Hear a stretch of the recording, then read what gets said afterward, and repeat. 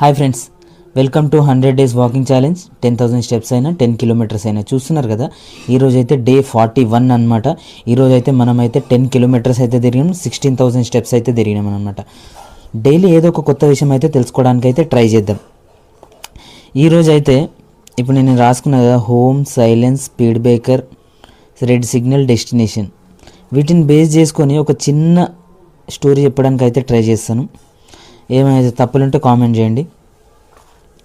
ఇప్పుడు home first మన అందరి లైఫ్లో జరిగే స్టోరీ అనమాట ఇది. డైలీ పొద్దుగాల ఇంట్లోకి వెళ్ళి పోతాం బయటికి, ఆఫీస్కో ఏ పని మీదనో పోతాం.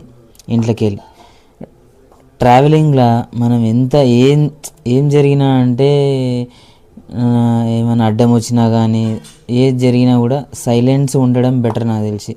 స్పీడ్ బ్రేకర్ దగ్గర స్లో అవ్వడం ఇంకా చాలా బెటర్. ఎందుకంటే స్పీడ్ బ్రేకర్ అవతల యమధర్మరాజు ఉండొచ్చు, రెడ్ సిగ్నల్ దగ్గర కూడా. ఈ రెండు చోట్ల మనం స్లో అవ్వడం బెటర్. రెడ్ సిగ్నల్ అవతల కూడా యమధర్మరాజు ఉండొచ్చు, యమధర్మరాజు. ఈ రెండు స్పీడ్ బ్రేకర్, రెడ్ సిగ్నల్ దగ్గర మనం స్లో అయితే మన డెస్టినేషన్కి మంచిగా రీచ్ అవుతాం సేఫ్గా. ఏదైనా సరే, వర్క్ అయినా, ఆఫీస్ అయినా, టూర్ అయినా, వెకేషన్ ఏదైనా, ఈ రెండు స్పీడ్ బ్రేకర్, రెడ్ సిగ్నల్ దగ్గర మనం స్లో అయితే బేస్ చేసుకుని ఒక చిన్న స్టోరీ ఎట్లుందో కామెంట్ చేయండి.